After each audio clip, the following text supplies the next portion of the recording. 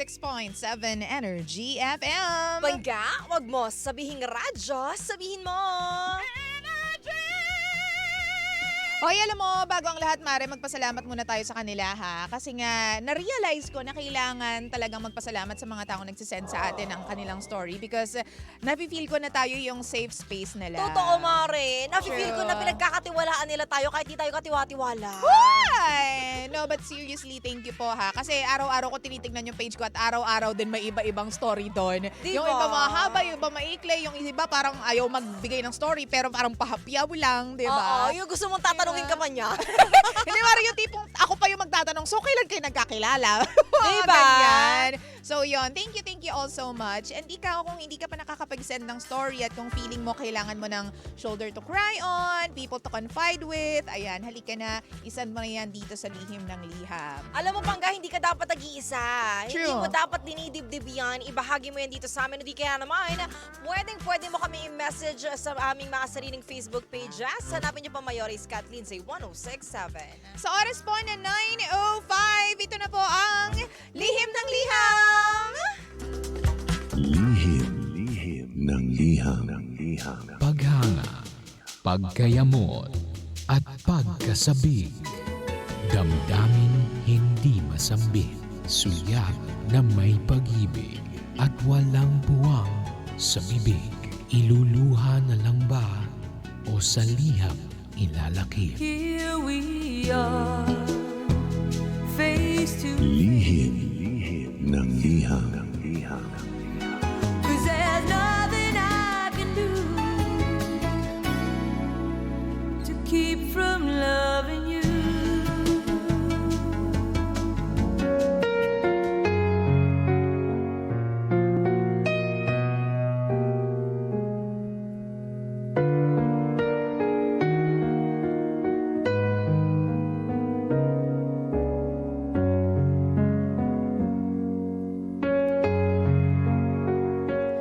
Mahal kong Lindsay at Iska. Gusto ko lang pong i-share yung love story namin dito sa Lihim ng Liham. Story of me and my ex-boyfriend. Tawagin na lang natin siyang L. First letter ng name niya. June 2021 nang makilala ko siya. Nireto siya sa akin ng pinsan ko. Kaibigan si L ng boyfriend niya. To make the long story short, naging kami ni L. He was my first boyfriend at minahal ko siya ng sobra. Kahit 2 years po ang age gap namin, kahit mas bata siya kaysa sa akin, feel ko na baby pa rin niya ako. By the way, LDR kami. Kahit na magkalayo kaming dalawa, ramdam ko na mahal niya ako. Masaya ako at sobrang komportable ako sa kanya. Tanggap ko lahat kay Elle. Siya yung taong nakikita kong makakasama ko sa future ko. Plano ko nga na pumunta sa kanila pero matagal pa yun. Kasi napakalayo ng lugar nila. Fast forward, after a few months, dumating na sa point na naging malabo na yung relationship namin. Nakipag-break siya sa akin. Sobrang sakit. Iniyakan ko talaga yun ng sobra. Hirap akong kalimutan si Elle kasi sabi ko nga, first love ko siya. Kahit wala nang kami, mahal ko pa rin siya hanggang ngayon. Kaya gusto ko sanang pumunta pa rin sa kanila. Kaso hindi namin ine-expect na maagang mawawala si Elle. Nalaman na lang namin sa kaibigan niya, sinendan ako ng link ng balita. Hindi na po namin i-attach ang link dito para sa privacy ng pamilya ni Elle. Doon ko nalaman na totoong kinuha na siya ng may kapal. Naaksidente po ang ex ko kasama yung 4 niyang kapamilya. Lahat sila dead on arrival. Pasensya na po kung hindi po detalyado itong kwento ko. Pero sana po maunawaan ninyo. Napakahirap pong tanggapin at paniwalaan.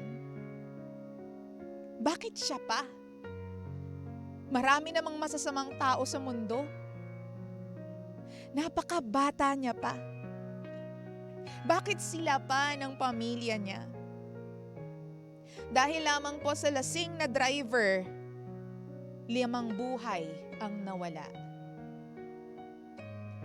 Hindi ko po alam yung gagawin ko. Magkagalit pa kami bago siya nawala. Lindsay at Iska, bago ko tapusin ito, gusto ko lang pong sabihin kay El na kahit wala ka na, yung memories nating dalawa, mananatili yun sa puso at sa isipan ko. Walang araw na hindi kita iniisip. At namimiss kita lalo. Lalo na ngayong birthday mo na. Well, almost birthday mo na. Napaka-espesyal ng buwan na to. At syempre, hinding-hindi ko to makakalimutan. Happy birthday, El! Ay ayaten ka. Mahal kita in Tagalog. Maraming salamat po sa pagbasa ng aking kwento. Ako nga po pala si Nits. At ito ang lihim ng aking liham.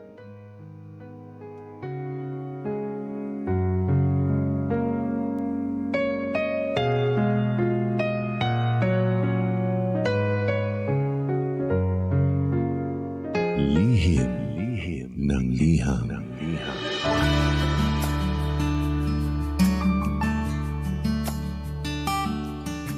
Ay ayaten ka. Mare, siya ay Pangasinense. Ilocano. Okay, very very good.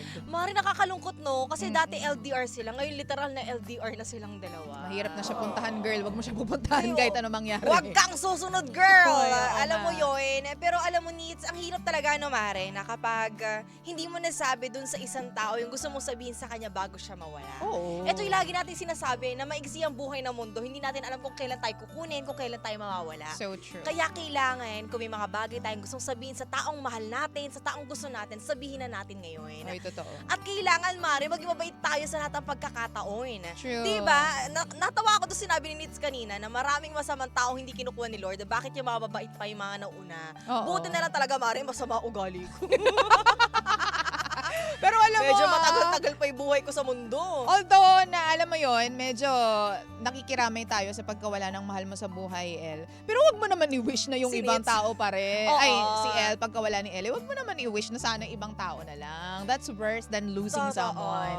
'Di ba? Alam mo, kaya nga kapag mga may away kayo, talagang dapat i-ano mo yan ayusin mo yan agad, wrap up Oo. mo yan agad Dapat hindi yan pinapatagal kasi you'll never know what tomorrow brings of, Totoo or yan. actually meron pa bang tomorrow sa buhay mo. Alam mo yun, Mare, dapat yung mga pag-aaway, yung galit, yung sakitan ng loob, dapat hindi yan itinutulog.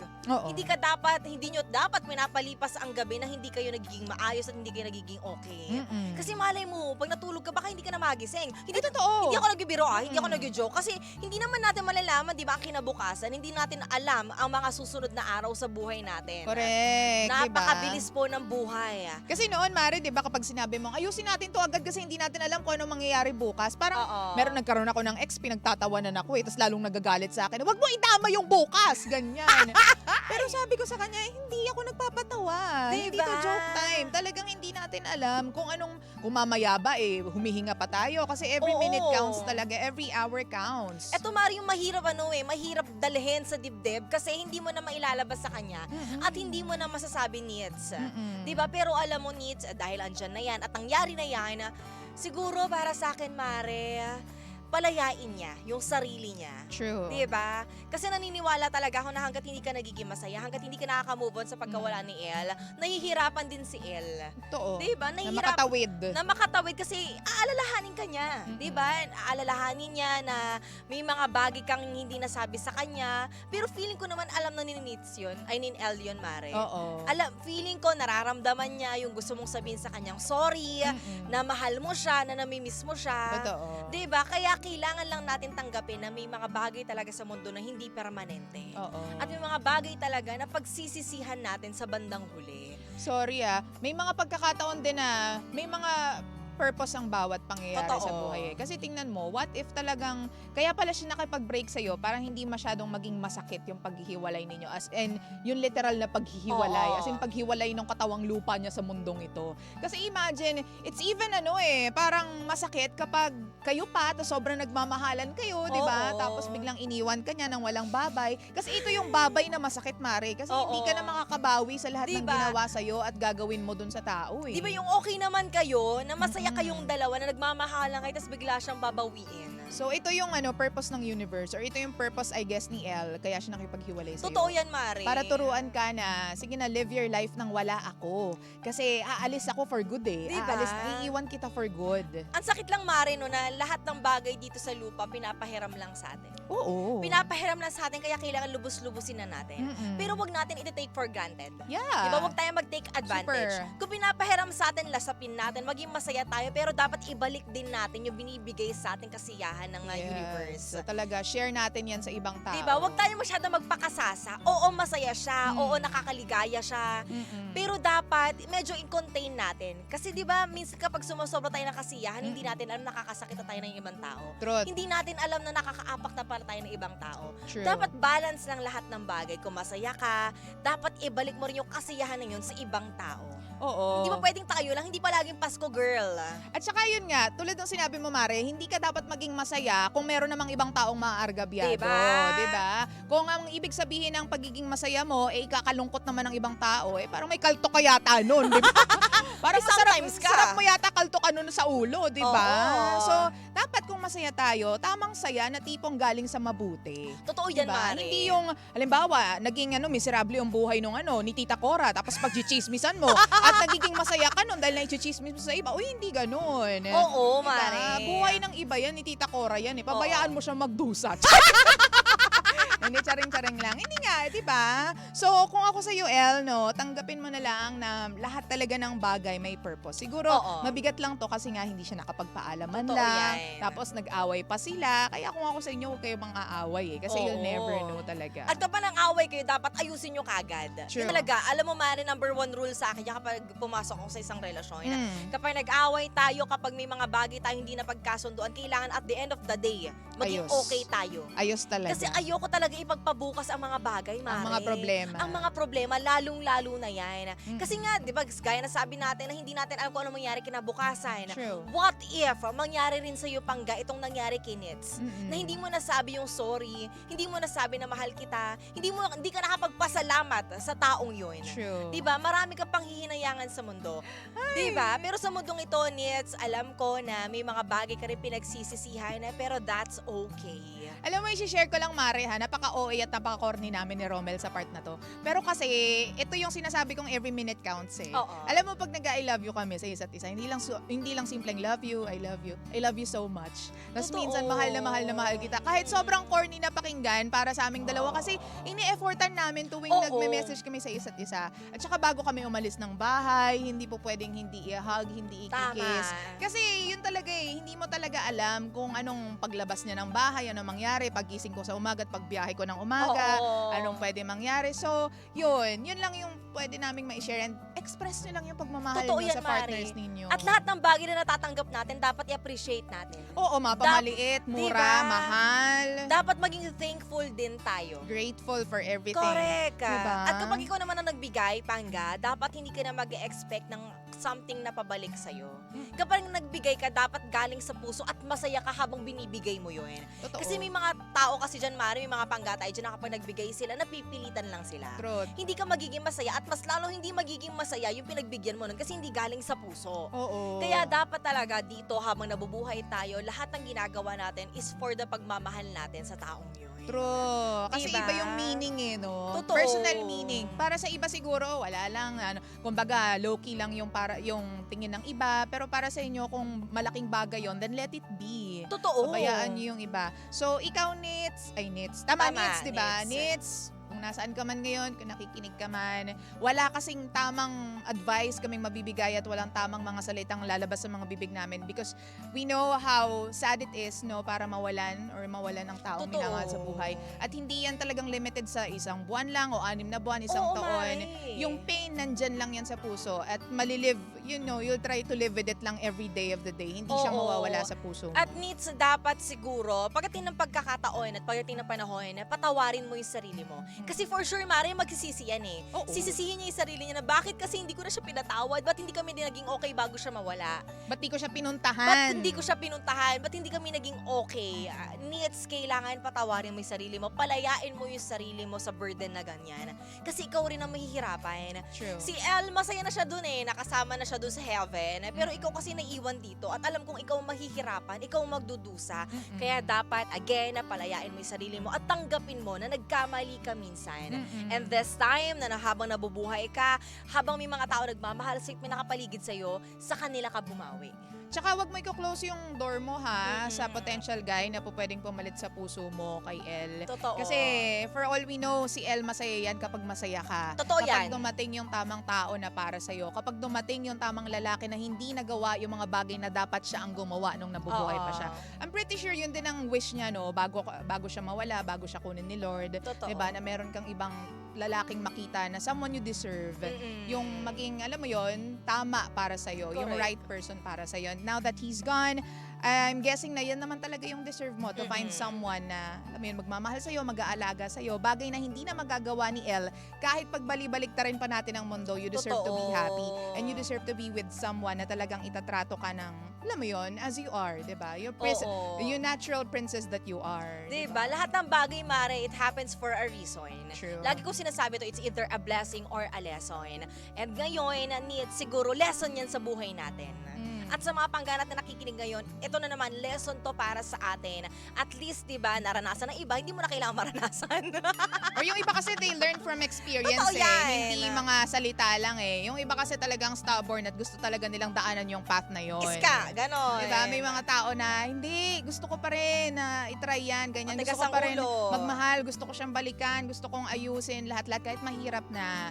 And ano yun, choice niyo yan, path niyo yan. So, Oo. go lang kung saan kayo matututo. Either way, kung paano kayo matututo, Mare. Pero ang mahalaga dito, natuto tayo. You've been warned. Correct.